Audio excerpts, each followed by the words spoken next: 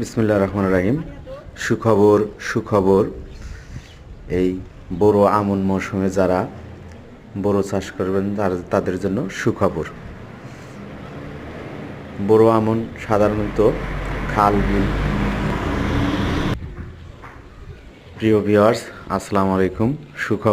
সুখবর এই বোরো আমন মৌসুমে কৃষক ভাইদের জন্য সুখবর।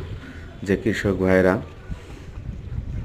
এই বোরো আমনের চাষ করবেন তাদের জন্য সুখবর। কারণ বোরো আমন সাধারণত খাল বিল নদীর গভীরতল স্থানে চাষাবাদ হয়। এর জন্য বেশি খরচ পড়ে না, চাষবাসেরও প্রয়োজন পড়ে না। শুধু কাদামাটিগুলো এটা এলোমেলো করে দিলেই হয়।